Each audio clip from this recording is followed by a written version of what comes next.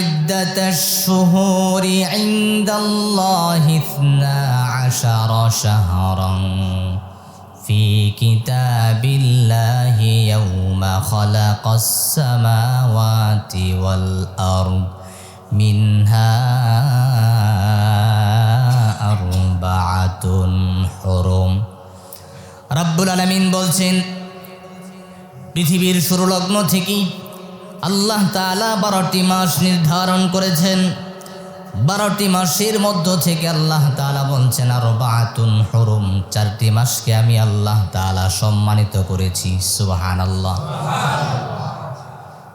শরীয়তে ইসলামের মধ্যে 4-এর আলাদা একটা বিশেষত্ব রয়েছে। যেমন 4 নিয়ে যদি আমরা গবেষণা করি তাহলে দেখতে পাবো রব্বুল আলামিন যত নবী রাসূল পয়গম্বর প্রেরণ করেছেন, সমস্ত নবী রাসূল পয়গম্বরদের মধ্য থেকে 4 জন নবী রাসূলকে আল্লাহ তাআলা শ্রেষ্ঠত্ব দান করেছেন। হযরতে মূসা আলাইহিস সালাতু ওয়াস সালামকে আল্লাহ তাআলা শ্রেষ্ঠত্ব দান করেছেন। হযরতে ঈসা আলাইহিস সালাতু ওয়াস সালামকে আল্লাহ তাআলা শ্রেষ্ঠত্ব দান করেছেন। হযরত ইব্রাহিম আলাইহিস সালাতু ওয়াস সালামকে আল্লাহ তাআলা শ্রেষ্ঠত্ব দান করেছেন। সর্বশেষ আমাদের নবী মুহাম্মদুর রাসূলুল্লাহ সাল্লাল্লাহু আলাইহি ওয়াসাল্লামকে আল্লাহ তাআলা শ্রেষ্ঠত্ব দান করেছেন। ইসলামের মধ্যে 4 খলিফা আছে। শরীয়তে ইসলামের মধ্যে 4-এর আলাদা একটা বিশেষত্ব আছে। যেমন রব্বুল আলামিন আসমান থেকে যত কিতাব নাজিল করেছেন, যত সহিফা নাজিল করেছেন, 4টাকে আল্লাহ তাআলা শ্রেষ্ঠত্ব দান করেছেন। এর মধ্যে অন্যতম হলো তাওরাত, জাবুর, ইনজিল। সবচাইতে শ্রেষ্ঠ হলো আল্লাহর কিতাব কোরআনুল কারীম। রব্বুল আলামিন অসংখ্য অগণিত ফেরেশতা আল্লাহ তাআলা সৃষ্টি করেছেন। সমস্ত ফেরেশতাদের মধ্য থেকে আল্লাহ তাআলা 4 জনকে আল্লাহ তাআলা শ্রেষ্ঠত্ব দান করেছেন। হযরতে জিবরাইল আমিন, হযরতে মিকাইল আলাইহিস সালাতু ওয়াস সালাম, ইসরাফিল আলাইহিস সালাতু ওয়াস সালাম, আজরাইল আলাইহিস সালাতু ওয়াস সালাম, এই 4 জন ফেরেশতাকে আল্লাহ তাআলা শ্রেষ্ঠতা দান করেছেন। তেমনি ভাবে রব্বুল আলামিন 12টি মাস নির্ধারণ করে দিয়েছেন। 12টি মাসের মধ্য থেকে আল্লাহ তাআলা 4টি মাসকে শ্রেষ্ঠত্ব দান করে দিয়েছেন। সুবহানাল্লাহ। এই মাসের বিশেষত্ব হলো, এই মাসের বিশেষত্ব আইয়ামে জাহালাতের যুগ থেকেই ছিল।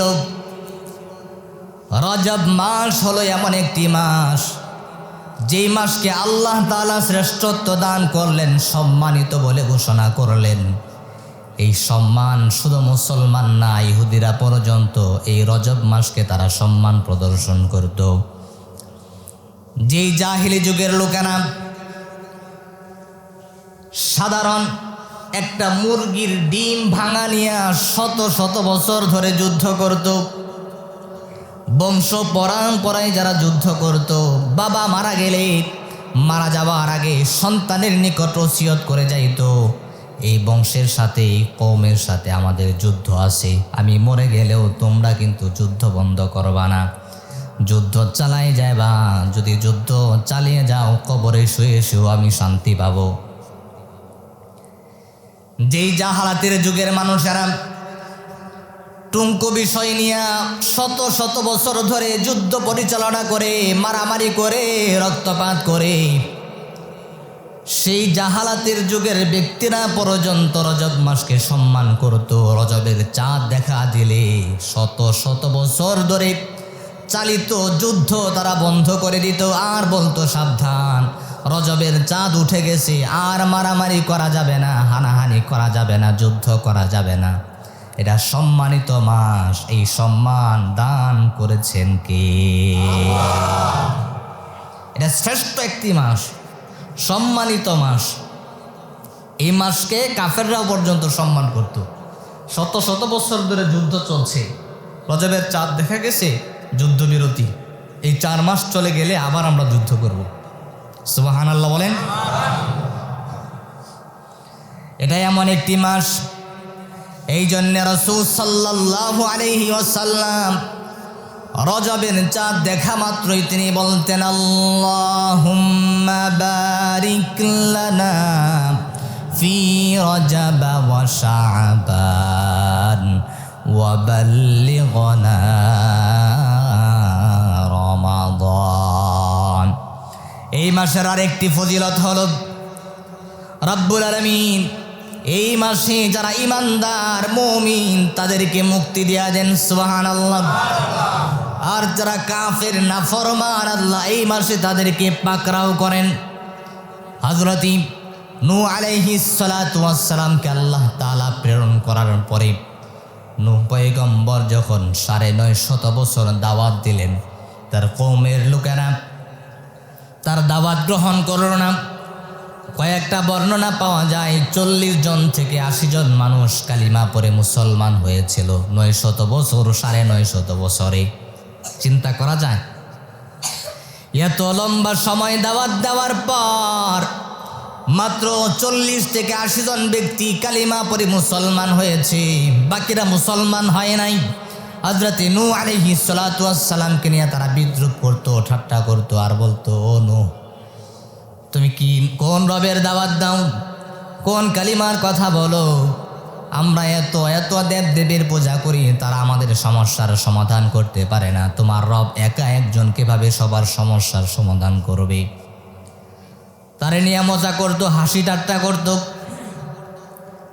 রজব মাস যখন চলে আসলো, রব্বুল আলামিন হযরত নূহ আলাইহিস সালাতু ওয়াস সালামকে ডাক দিয়া বললেন, ও নূহ, তুমি কিস্তি বানাও, এমন ওয়াসাআত এমন প্রশস্ত কিস্তি তুমি বানাবা। রব্বুল আলামিন দেখাই দিলেন কোন পদ্ধতিতে, কিভাবে, কতটুক লম্বা, কতটুক কোন প্রশস্ত কিস্তি তিনি বানাবেন। হযরত নূহ আলাইহিস সালাতু ওয়াস সালাম কিস্তি বানানো শুরু করলেন, নৌকা বানানো শুরু করলেন। আর তার কওমের লোকেরা এটা নিয়েও বিদ্রূপ করতে লাগলো, মজা করতে লাগলো, বলতে লাগলো, ও নূহ, তুমি কি পাগল হয়ে গেছো? এতদিন মনে করেছি তুমি পাগল, এখন দেখি বাস্তবেই তুমি পাগল। এত লম্বা এত বড় কিস্তি তুমি বানাচ্ছ, এখন তো বৃষ্টির দিন না, বন্যার দিন না, আর আমাদের এলাকা থেকে সাগর নদী অনেক দূরে, তুমি কেন বানাচ্ছ? তুমি কি পাগল হয়ে গেলা নাকি? এবং এই কথাগুলো তারা বলতো, ও নূহ, যে বড় কিস্তি তুমি বানাচ্ছ, আর যে মৌসুমে তুমি কিস্তি বানাচ্ছ, তোমার কিস্তি তো পানির উপর চলবে না, তুমি মনে হয় মাটির উপর দিয়া চালাইবা। হযরত নূহ আলাইহিস সালাতু ওয়াস সালাম আল্লাহ রাব্বুল আলামিনকে ডাক দেয়া বললেন, আল্লাহ, আপনি তো নিজেই পর্যবেক্ষণ করছেন, আমার কওমের লোকেরা আমার এই কিস্তি বানানো নিয়ে, নৌকা বানানো নিয়ে মজা করছে। আল্লাহ রাব্বুল আলামিন ডাক দেয়া বললেন, নূহ, রজবের চাঁদ দেখা গেছে, আল্লাহ তাআলা এই মাসে মুমিনদেরকে মুক্তি দিয়া দিবেন, কাফেরদেরকে পাকড়াও করবেন। এই রজব মাসে রাব্বুল আলামিন নূহ পয়গম্বরের নূহ জাতিকে, নূহ আলাইহিস সালাতু ওয়াস সালামের কওমকে এমন ভাবে ধ্বংস করে দিলেন, যারা বলতো, এখন তো বৃষ্টির দিন না, আমাদের এলাকা থেকে সমুদ্র অনেক দূর, নদী অনেক দূরে, তুমি কোথায় চালাইবা? আল্লাহ রাব্বুল আলামিন এমন ভাবে তুমুল বৃষ্টি দান করে দিলেন, মাটিকে আল্লাহ তাআলা ফাঁক করে দিলেন। মনে হচ্ছিল মাটির নিচে যত পানি আছে সমস্ত পানিগুলো জমিনের উপর চলে আসছিল। আল্লাহু আকবার। এত বৃষ্টি হয়েছিল, আল্লাহ তাআলা দেখাই দিলেন, আমি আল্লাহ তাআলার হিকমা। যদিও বৃষ্টির মৌসুম না, মৌসুম ছাড়াও আমি আল্লাহ তাআলা বৃষ্টি দিতে পারি, বন্যা দিতে পারি। পারেন কি পারেন না? মৌসুম ছাড়াও আমার আল্লাহ ফল খাওয়াতে পারেন কি পারেন না? আল্লাহ সবই পারেন। রাব্বুল আলামিন মহাপ্লাবন দিয়া কাফেরদেরকে ধ্বংস করে দিলেন, আর কিস্তির উপর সওয়ার করায়া ইমানদারদেরকে আল্লাহ মুক্তি দিয়া দিলেন। সুবহানাল্লাহ। সুতরাং এই রজব মাস হলো ইমানদারদের জন্য মুক্তির মাস, কাফেরদের জন্য হলো পাকড়াওয়ের মাস। এই জন্য রাসূল সাল্লাল্লাহু আলাইহি ওয়াসাল্লাম আল্লাহ তাআলার কাছে দোয়া করতেন, আল্লাহুম্মা বারিক লানা ফি রজব ওয়া শাবান ওয়া বাল্লিগনা রমাদান। এটা হলো ইবাদতের মৌসুমের মাস, ইবাদতের মৌসুম। রজব চলে আসছে মানে কি, রমজান আমাদের খুব নিকটবর্তী, ঠিক না? রজবের পরে শাবান, শাবানের পরে কি রমজান। বছর কেমনে চলে যায় না? ওই দিন না আমরা তারাবি পড়লাম, আবার তারাবির সময় আসছে, বলছি আলহামদুলিল্লাহ। রাসূল সাল্লাল্লাহু আলাইহি ওয়াসাল্লাম রজবের চাঁদ দেখা গেলেই ওনার মধ্যে অন্যরকম একটা পরিবর্তন দেখা যেত ইবাদতের। তিনি ইবাদতের পরিমাণ বাড়াই দিতেন, অর্থাৎ রমজানের আগে প্রস্তুতি নিতেন। রজব এবং শাবান মাস হলো রমজানের ইবাদতের প্রস্তুতির মাস। এই দুইটা মাস রাসূল সাল্লাল্লাহু আলাইহি ওয়াসাল্লাম বেশি বেশি কিয়ামুল লাইল করতেন। রাসূল সাল্লাল্লাহু আলাইহি ওয়াসাল্লাম বেশি বেশি রোজা রাখতেন, আইয়ামে বীজের রোজা রাখতেন। এমনিতেই রাসূল সাল্লাল্লাহু আলাইহি ওয়াসাল্লাম তো প্রত্যেক সোমবার এবং বৃহস্পতিবার জুমার রজনীতে রাসূলুল্লাহ রোজা রাখতেন, কিন্তু রজব শাবানে রাসূল সাল্লাল্লাহু আলাইহি ওয়াসাল্লাম আরও বেশি রোজা রাখতেন, যাতে করে রমজানে পরিপূর্ণ হক আদায় করে ইবাদত করা যায়। এই জন্য আজকে রজব মাসের 12 তারিখ, এখন থেকে আমাদের রমজানের প্রস্তুতি নেওয়ার দরকার আছে না নাই? প্রস্তুতি নিতে হবে। আরও কয়েকটা বিষয়, ঐতিহাসিক ঘটনা এই রজব মাসে ঘটে গেছে। এর মধ্যে অন্যতম হলো রাসূল সাল্লাল্লাহু আলাইহি ওয়াসাল্লামের জীবনের ঐতিহাসিক আশ্চর্য ঘটনা মিআরাজ এই মাসে সংঘটিত হয়েছিল। সুবহানাল্লাহ বলেন। যেটা আল্লাহ কাউকে দান করেন নেই। আল্লাহ সমস্ত নবীদের সঙ্গে কথা বলছেন, কারোর সাথে জিব্রাইলের মাধ্যমে কথা বলছেন বার্তাবাহকের মধ্য দিয়ে, কারোর সাথে আল্লাহ সরাসরি কথা বলছেন কিন্তু আড়াল হয়ে শুধু ভয়েস দিয়ে, কিন্তু আমার রসুলের সাথে আল্লাহ তাআলা সরাসরি কথা বলছেন। এমনকি আমার রসুলের শান মান, তার বিশেষত্ব আল্লাহ তাআলার কাছে এত বেশি। হযরতে মূসা আলাইহিস সালাতু ওয়াস সালাম আল্লাহ তাআলার সঙ্গে কথা বলতেন তুর পাহাড়ে যাইয়া, সরাসরি না, দেখে না, না দেখে শুধু ভয়েসে। তারপরেও আল্লাহ তাআলা হযরতে মূসাকে বললেন, মূসা ফাখলা'না আলাইক, তুমি তোমার জুতা খুলে তুর পাহাড়ে আসো। আল্লাহু আকবার। জুতা খুলে তুর পাহাড়ে আসো। যদিও দুনিয়ার জমিন থেকে পাহাড়ে উঠে হযরতে মূসা কালিমুল্লাহ আল্লাহর সঙ্গে কথা বলতেন, কিন্তু আমার রাসূলকে আল্লাহ তাআলা দুনিয়া থেকে দাওয়াত দিয়ে মিআরাজ সংঘটিত করে আরশে আজিমে গিয়া রাসূল সাল্লাল্লাহু আলাইহি ওয়াসাল্লাম যখন জুতা খুলতে চাইলেন, আল্লাহ বলছেন, ইয়া রাসূলুল্লাহ, ইয়া হাবিবাল্লাহ, আপনি জুতা খুলবেন না, বরং আপনি আপনার জুতা নিয়েই আরশে আজিমে প্রবেশ করবেন। আপনার জুতা মুবারকের উসিলায় আমার আরশে মহল্লা দামি হয়ে যাবে। সুবহানাল্লাহ। কি মনে করছেন? বিরাট ব্যাপার না? আল্লাহু আকবার। আল্লাহ রাব্বুল আলামিন আপনার নবী মুহাম্মাদুর রাসূলুল্লাহ সাল্লাল্লাহু আলাইহি ওয়াসাল্লামকে এত সম্মান দিলেন, এত ইজ্জত দিলেন, যার নাম দিয়া দিয়া আল্লাহ তাআলা জান্নাতের দরওয়াজাগুলো সাজাইলেন। আল্লাহু আকবার। এমনকি আল্লাহ রাব্বুল আলামিন যেখানে যেখানে নিজের নাম রেখেছেন প্রত্যেকটা জায়গায় তার সঙ্গে আল্লাহ তাআলা মহাব্বত করে তার বন্ধুর নামটা বসাই দিলেন। সুবহানাল্লাহ। আপনি কালিমা পড়তে যাবেন, লা ইলাহা ইল্লাল্লাহু, সঙ্গে সঙ্গে পড়তে হবে মুহাম্মাদুর রাসূলুল্লাহ। আপনি আজান দিবেন, দুইবার সাক্ষী দিবেন আল্লাহর ব্যাপারে, আশহাদু আল্লা ইলাহা ইল্লাল্লাহ।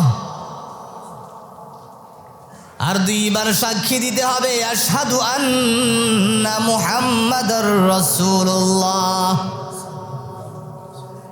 আযানে আমার আল্লাহ তার হাবিবকে রাখলেন, ইকামতে আমার আল্লাহ তার হাবিবকে রাখলেন। শরীয়তে ইসলামের কোন জায়গায় যেখানে যেখানে আল্লাহ আছে সেখানে আমার রাসূল আছে। আল্লাহকে পাইতে গেলে রাসূলুল্লাহকে লাগবে। রব্বুল আলামিন কোরআনুল হাকিমের মধ্যে ডাক দেয়া বলে, সরাসরি আল্লাহকে পাইবা না। যারা আমি আল্লাহকে পেতে চাও আমার রাসূলুল্লাহকে অনুসরণের মধ্য দিয়ে আল্লাহকে পেতে হবে। এত গুরুত্ব দিলেন তো সেই রাসূল সাল্লাল্লাহু আলাইহি ওয়াসাল্লামকে আল্লাহ তাআলা দাওয়াত দিয়া মিরাজ সংবরিত করেছিলেন এই রজব মাসে। মিরাজের লম্বা আলোচনা, এই মেরাজের আলোচনা করতে গেলে লম্বা সময় লাগবে, কয়েক জুমা লাগবে, আমরা বিগত দিন শুনেছি। কিন্তু মেরাজের প্রেক্ষাপট কি, মেরাজের উদ্দেশ্য কি, সেটা আলোচনা হলো আমাদের মূল বিষয়। এমন একটা আশ্চর্যজনক ঘটনা আল্লাহ তাআলা তার হাবিবের সঙ্গে ঘটালেন, যেটা অন্য কোনো নবীর সঙ্গে আল্লাহ তাআলা ঘটায় নাই। আর এটা এমন একটা বিষয় সাধারণ মস্তিষ্কে যারা বিশ্বাস করার মতো না, কিন্তু মেরাজকে বিশ্বাস করতে হবে। কথাকার মেরাজের ঘটনা কি কেউ যদি অস্বীকার করে বিশ্বাস না হয় তাহলে তার ঈমান থাকবে না, কোরআনুল হাকিমের আয়াতকে অস্বীকার করা হয়ে যাবে। আল্লাহ রাব্বুল আলামিন বলছেন, সুবহানাল্লাযী আসরা বিআবদিহি লাইলাম মিনাল মাসজিদিল হারাম ইলাল মাসজিদিল আকসাল্লাযী বারাকনা হাওলাহু লিনুরিয়াহু মিন আয়াতিনা। আল্লাহ রাব্বুল আলামিন কোরআনুল হাকিমের সূরাতু বানী ইসরাঈলের প্রথম আয়াতের মধ্যে আল্লাহ বলছেন, আমি আমার বান্দাকে রাত্রির একটা অংশের মধ্যে ইসরা করেছি। মেরাজটাকে আল্লাহ তাআলা দুই ভাবে ভাগ করেছেন, একটাকে বলা হয় ইসরা আর একটাকে বলা হয় মেরাজ। অর্থাৎ উম্মে হানির ঘর থেকে বাইতুল্লাহ থেকে বাইতুল মুকাদ্দাসের সফরকে ইসরা বলা হয়, আর বাইতুল মুকাদ্দাস থেকে প্রথম আসমান, দ্বিতীয় আসমান, পঞ্চম আসমান, সপ্তম আসমান, জান্নাত জাহান্নাম পরিদর্শন আরশে আজিম পর্যন্ত সফরকে মেরাজ বলা হয়। এটা অস্বীকার করা যাবে না। কিন্তু এক রাত্রির মধ্যে, রাত্রের একটা অংশের মধ্যে, অর্থাৎ ঈশার পর থেকে নিয়ে শুরু করে এক লোক যদি বাইতুল্লাহ থেকে বাইতুল মুকাদ্দাস পর্যন্ত যাওয়ার কথা বলে এবং সেখান থেকে প্রথম আসমান, পঞ্চম আসমান, সপ্তম আসমান, জান্নাত জাহান্নাম, লৌহ মাহফুজ, লৌহ কলম সব কিছু পরিদর্শন করে আবার ফজরের আগে চলে আইসা যদি কেউ বলে চলে আসছি, সাধারণ নলেজে কি বিশ্বাস করার মতো? কিন্তু আল্লাহ পারেন কি পারেন না? কাফিরদের ক্ষেত্রেও সেম মাসআলা, তারা বিশ্বাস করতে চায় নাই। আল্লাহর হাবিব জনাবে মুহাম্মাদুর রাসূলুল্লাহ সাল্লাল্লাহু আলাইহি ওয়াসাল্লাম যখন মিরাজ থেকে আসার পরে মিরাজের ঘটনা বর্ণনা করলেন, মক্কার কাফের মুশরিকেরা মজা করতে লাগলো, আর একজন আরেকজনের কাছে বলতে লাগলো মুহাম্মদ পাগল হয়ে গেছে। যারা নৌ মুসলিম ছিল, সবে মাত্র কালিমা পরে মুসলমান হয়েছে, তাদের কাছে যাইতে লাগলো। তারা দৌড়াইয়া সিদ্ধান্ত নিল, চলো মুহাম্মাদের সব চাইতে কাছের মানুষ আবু বাকারের কাছে যাই। এরকম পাগলের মতো কথা যদি আবু বাকারকে বলা হয়, আমাদের বিশ্বাস আবু বাকারও মেরাজের ঘটনাকে বিশ্বাস করবে না। আবু জাহাল, আবু লাহাব, উতবা, সাইবা দৌড়াইয়া আবু বাকারের কাছে চলে গেছে। আবু বাকারকে গিয়ে বলতেছে, আবু বাকার শোনো, মক্কার কোনো মানুষ যদি বলে সে বাইতুল্লাহ থেকে ঈশার পরে সফর রওনা করে বাইতুল মুকাদ্দাসে গিয়েছে, বাইতুল মুকাদ্দাস থেকে প্রথম আসমান, দ্বিতীয় আসমান, তৃতীয় আসমান, পঞ্চম আসমান, সপ্তম আসমান, আরশে আজিম পারে দিয়া ফজরের আগে চলে আসছে, এই কথা কি তোমরা বিশ্বাস করবা নাকি? আবু বকরকে যখন এই কথা বলা হলো, আল্লাহর হাবিব সাল্লাল্লাহু আলাইহি ওয়াসাল্লামের নাম হাইড রেখে আবু বকর ডাক দেয়া বলে, ও আবু জাহাল বলো এই কথা কে বলেছে? আবু জাহাল ডাক দেয়া বলে, তোমার বন্ধু মুহাম্মদ এই কথা বলছে, সে নাকি রাত্রিবেলা আরশে আজিম থেকে গিয়া ঘুরে আসছে। হযরতে আবু বকর ডাক দেয়া বলে, আমার হাবিব, আমার নবীজি যদি কথা বলে থাকেন আমার দলিলের কোনো প্রয়োজন নাই, দলিল ছাড়াই আমি আবু বকর বিশ্বাস করে নিলাম, দলিল ছাড়াই আমি বিশ্বাস করে নিলাম। এই জন্যই তো তিনি আবু বকর সিদ্দিক, সুবহানাল্লাহ বলেন। এমন একটা ঘটনা যে দলিল আদিল্লাহ ছাড়া, কোনো প্রমাণ ছাড়াই যে বিশ্বাস করে নিতে পারে। কতটুকু বিশ্বাস আস্থা রাসূলুল্লাহর উপর থাকলে এই কথাটা হযরত আবু বকর বলতে পারে। রাসূল সাল্লাল্লাহু আলাইহি ওয়াসাল্লামের ব্যাপারে আবু বকর যখন এই কথা বললেন, আল্লাহর হাবিবের কাছে খবর চলে আসলো, আবু বকর কোনো প্রমাণ ছাড়া, দলিল ছাড়া রাসূলুল্লাহর মিরাজকে বিশ্বাস করে নিয়েছে। আল্লাহর হাবিব সাল্লাল্লাহু আলাইহি ওয়াসাল্লাম আবু বকরকে ডাক দেয়া বলে, আবু বকর, এমন আশ্চর্য একটি ঘটনা, তুমি দলিল প্রমাণ ছাড়াই যে বিশ্বাস করে নিলা, তুমি শুধুই আবু বকর না, আমি রাসূল তোমার নামের সঙ্গে একটি লকব দেয়া দিলাম, আজকে থেকে তোমার নাম হলো আবু বকর সিদ্দিক। আমি লকব দেয়া দিয়েছি, তুমি আবু বকর সিদ্দিক। এবং তিনি সর্বপ্রথম কালিমা পড়েও মুসলমান হয়েছেন পুরুষদের মধ্য থেকে। একটা ধর্ম ছেড়ে দেওয়া, পুরা প্রেক্ষাপটের বিরুদ্ধে গিয়া, এটা কি চারটাখানি কথা? তখন জাহালাতের যুগ, সবাই রাসূলুল্লাহর বিরুদ্ধাচরণ করছে, কিন্তু তিনি পুরা প্রেক্ষাপট, সমাজ, রাষ্ট্র ব্যবস্থার বিরুদ্ধে গিয়া কালিমা পড়ে মুসলমান হয়ে গেছে।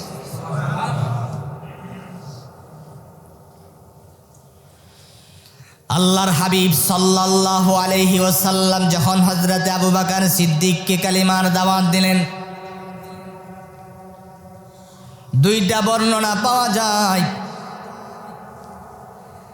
এক নাম্বার বর্ণনা হলো, আবু বকর সিদ্দিককে যখন বলা হলো, আবু বকর তুমি পড়ে নাও লা ইলাহা ইল্লাল্লাহ মুহাম্মাদুর রাসূলুল্লাহ, কালিমা পাঠ করে মুসলমান হয়ে যাও। আবু বকর, আল্লাহ তাআলা তো আমাকে নবুয়তের নিয়ামত দান করেছেন। হযরতে আবু বকরকে যখন এই কথা বলা হলো, আবু বকর সঙ্গে সঙ্গে ডাক দেয়া বলে, নবীজি আপনি যে নবী হয়েছেন বা হবেন এটা আমি জানি। সুবহানাল্লাহ, আপনি যে নবী হবেন এটা আমি জানি। আরেকটা বর্ণনা হলো, রাসূল সাল্লাল্লাহু আলাইহি ওয়াসাল্লাম যখন আবু বকরকে বললেন, আবু বকর আমি নবী হয়েছি, আল্লাহ তাআলা নবুয়তের দৌলত আমাকে দান করেছে, তুমি পড়ে নাও লা ইলাহা ইল্লাল্লাহ মুহাম্মাদুর রাসূলুল্লাহ। যখন নাকি আবু বকরকে এই কথা বলা হলো, আবু বকর ডাক দেয়া বলে, আপনি যে নবী হয়েছেন তার প্রমাণ কি? রাসূল সাল্লাল্লাহু আলাইহি ওয়াসাল্লাম আবু বকরকে ডাক দেয়া বললেন, আবু বকর তুমি যে এই কথা বলবা, আমি যে তোমাকে দাওয়াত দিলাম, আমি যে নবী হয়েছি, এই প্রমাণ তো তোমার কাছে আরো 22 বছর আগে পৌঁছে গেছে। সুবহানাল্লাহ।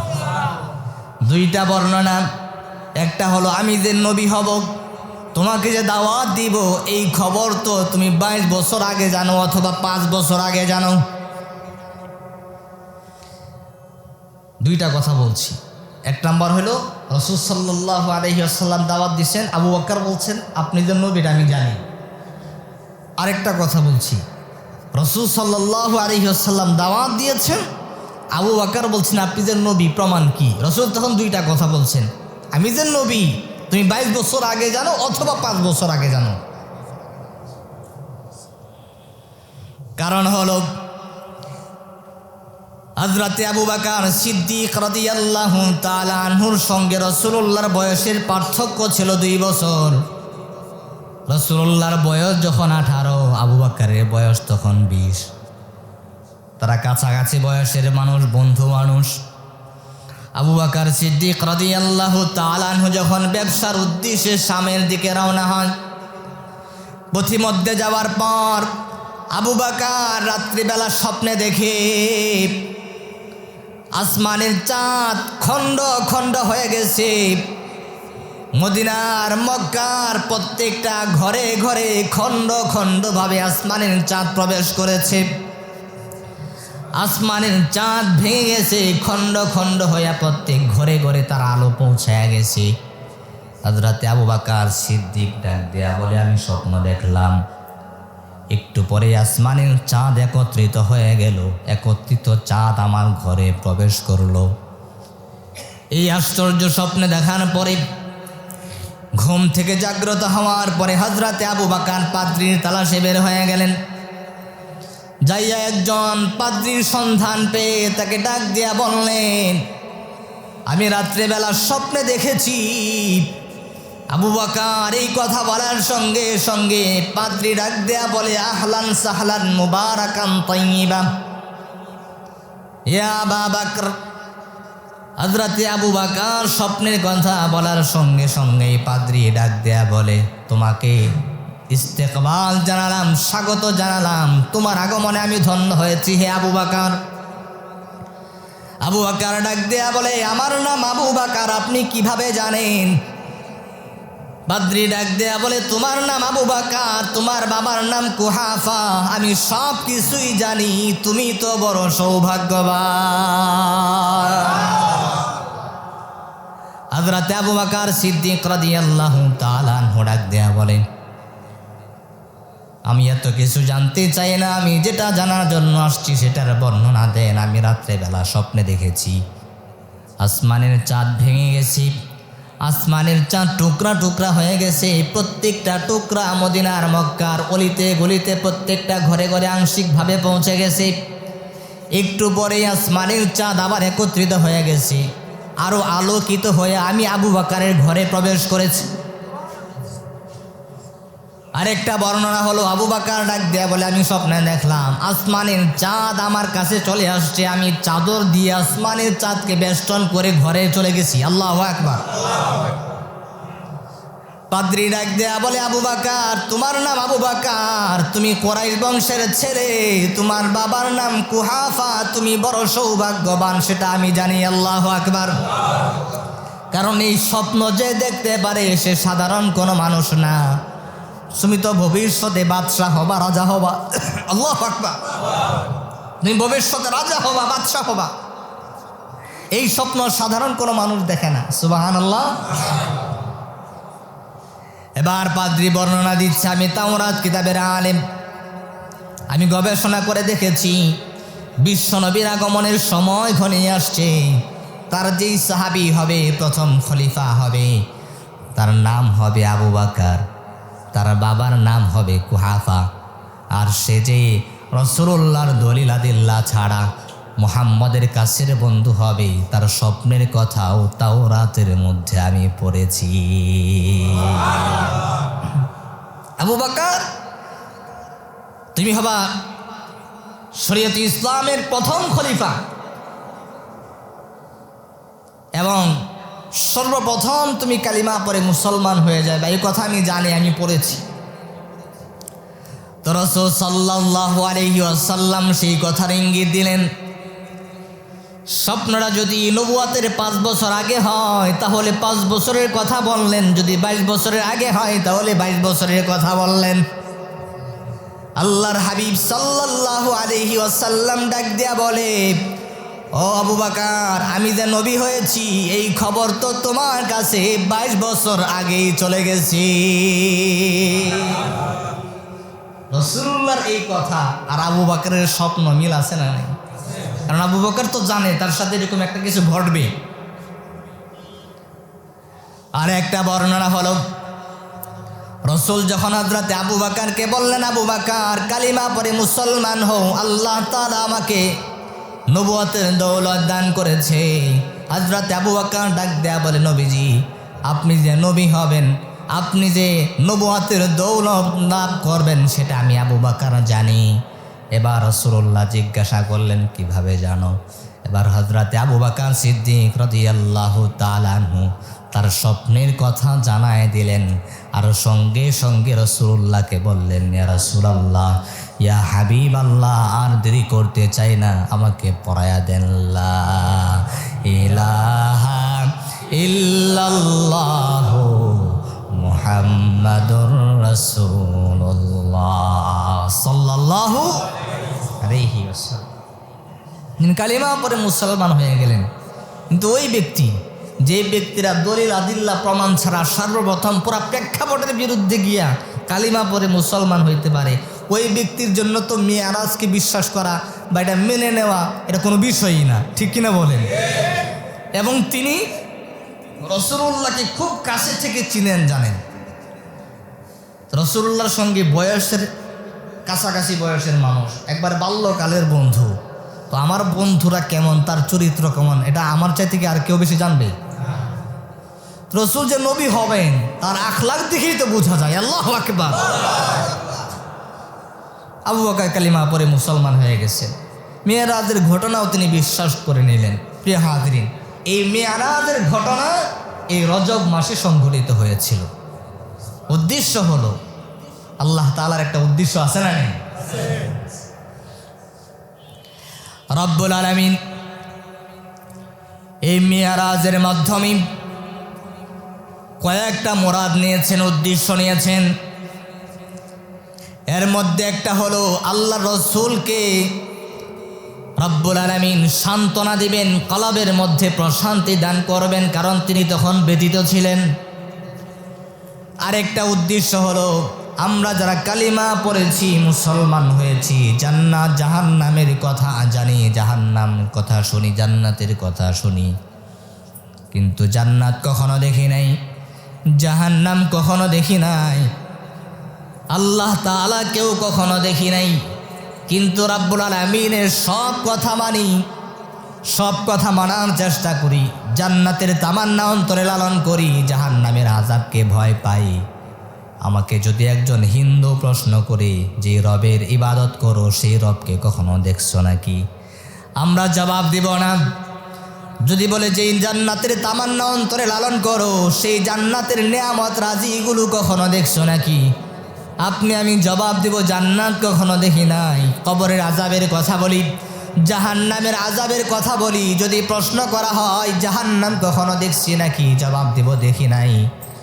কিন্তু রব্বুল আলামিন এমন একজন ব্যক্তির মাধ্যমে জান্নাত দেখালেন, জাহান্নাম দেখালেন, তার নিজের দিদার লাভ করালেন। যে ব্যক্তিরা সারা পৃথিবীর মানুষ যদি একসাথে হইয়া একটা সত্য কথা বলে, এই সত্য কথার যে ওজন হবে, আরেক পাশে যদি আমার রাসূল একটা কথা বলে, সেই কথার ওজনটা আরো বেশি হয়ে যাবে। কারণ আল্লাহ তাআলা আগে স্বীকৃতি নিলেন, ফাকানু লাকাবুহু ইনদাহুমুল আমিন। মক্কা কাফের মুশরিকরা এক বাক্যে স্বীকৃতি দিত যে মুহাম্মদ সত্যবাদী, এ মিথ্যা বলে না। যদিও আমাদের ধর্মের বিরুদ্ধে, আমাদের সিদ্ধান্তের বিরুদ্ধে, আমাদের দেবদেবীর বিরুদ্ধে, কিন্তু মুহাম্মদ মিথ্যাবাদী না, লোক সত্যবাদী। মুহাম্মদ কি? সত্যবাদী। কেমন সত্যবাদী? কয়েকটা উদাহরণ দিই। রাসূল সাল্লাল্লাহু আলাইহি ওয়াসাল্লাম যখন মক্কা থেকে হিজরত করে মদিনায় চলে যাবেন, শেষ সময় তিনি বাইতুল্লাহ 2 রাকাত নামাজ পড়তে চাইলেন। তো বাইতুল্লাহর চাবি যার কাছে ছিল সে তখন ইহুদি। রাসূল যখন চাবি চাইলেন, সে বলছে যে আমি চাবি দিতে পারবো না, নিষেধ, আবু জাহালের নিষেধ। রাসূল সাল্লাল্লাহু আলাইহি ওয়াসাল্লাম তখন জবাব দিলেন, তুমি যে আজকে আমাকে চাবি দিলা না, একদিন মক্কা আমি বিজয় করব, এই বাইতুল্লাহর চাবি আমার কাছে আসবে, তখন তুমি চাইলে আমি দিব। সুবহানাল্লাহ বলেন।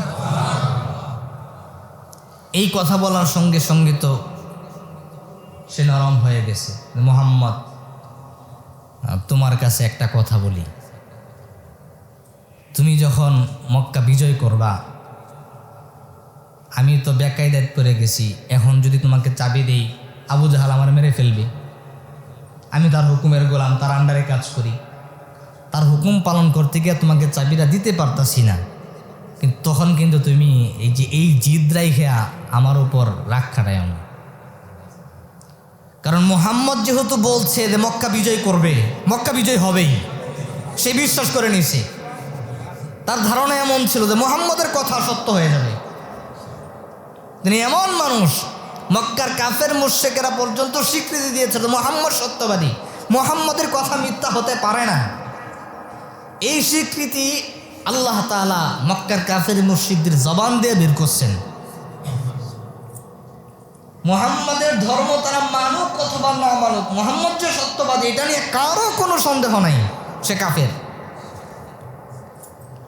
আল্লাহ তাআলা তার মাধ্যমে জান্নাত দেখালেন, তার মাধ্যমে জাহান্নাম দেখালেন, তার মাধ্যমে আল্লাহর দিদার লাভ করালেন, যাতে করে কিয়ামত পর্যন্ত তার অনুসারী যারা আসে তাদেরকে যদি প্রশ্ন করা হয় যে জান্নাত দেখেছো কিনা, জাহান্নাম দেখেছো কিনা, যে রবের ইবাদত করো তাকে দেখেছো কিনা, আমাদের জবাব হলো আমরা পুরা সমাজ এক বাক্যে মিথ্যা কথা বলতে পারি, পুরা রাষ্ট্র এক বাক্যে মিথ্যা সিদ্ধান্ত দিতে পারে, মিথ্যা স্বাক্ষর করতে পারে, কিন্তু আমার রাসূল যেহেতু বলেছে জান্নাত আছে, জাহান্নাম আছে, আল্লাহর দিদার লাভ করেছেন, এটার মতো সুস্পষ্ট সত্য কথা আরেকটাও হতে পারে না। এমন একজন ব্যক্তি দেখছে যার দেখা আর সারা পৃথিবীর মানুষ দেখায়, ঠিক না বলেন? আল্লাহ তাআলা তার মাধ্যমে জান্নাত জাহান্নাম সব কিছুই দেখালেন। আলহামদুলিল্লাহ বলেন। প্রিয় হাজিরিন, এই জন্য রজব মাস চলছে, এই রজবে ইবাদতের পরিমাণ বাড়ানোর দরকার আছে না নাই? আমরা সবাই ইবাদতের পরিমাণ বাড়াই দিব। রমাজানের প্রস্তুতি এখন থেকে গ্রহণ করবো। আল্লাহ তৌফিক দান করুন, সকলে বলি আমিন।